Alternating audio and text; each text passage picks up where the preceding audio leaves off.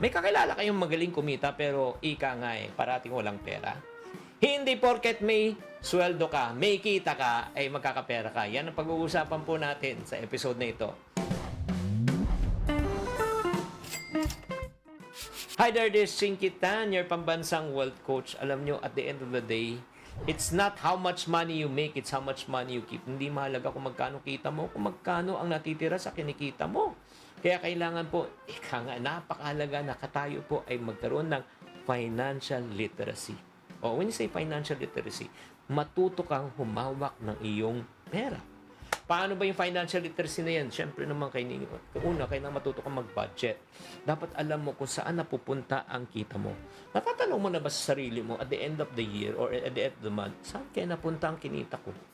Oo. Ang tanong ko, may listahan ka ba? May budget ka ba? May control ka ba? Alam mo ba kung anong limit mo? Hindi porket kumikita ka, ika nga okay na yan. As a matter, pag kumikita nga tayo, minsan feeling natin, ang dami nating pera.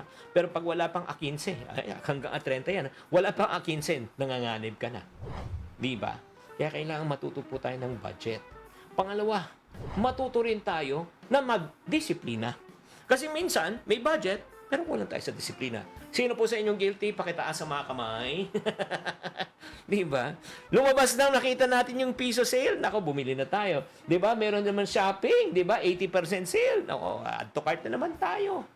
Panay add to cart, wala naman pang check out. Kaya nga, kahit na alam mo, pag wala ka sa disiplina, mahirapan ka.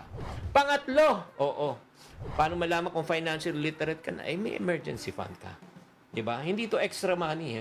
Ito ay non-negotiable. Ito po yung pondo na kailangan mo just in case na mawalan ka ng kita, mawalan ka ng trabaho, pwede mong pantustos na wala kang stress. Hindi mo kailangang mangutang. Meron ka na ba niyan?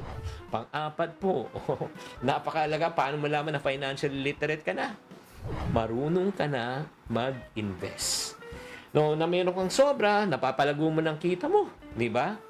Ika nga kahit na hindi ka magtrabaho, may pera pang papasok. Di ba? And last but not the least, paano malaman na financial literate ka na?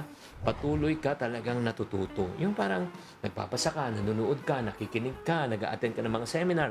Alam mo na ang pera kung paano siya palaguin at padamihin. Kaya kung titignan nyo ang tanong, ikaw, marunong ka na ba? Number 1, mag-budget. Meron ka na bang emergency fund? Ika nga, meron ka na bang self-discipline? Marunong ka na bang mag-invest? At patuloy ka ba natututo?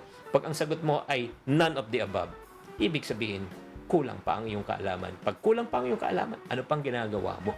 Mag-umpisa ka na. Sana nakatulong tong episode na ito. Tatandaan, tamang karunungan, tamang disiplina, ang susi sa pagyaman.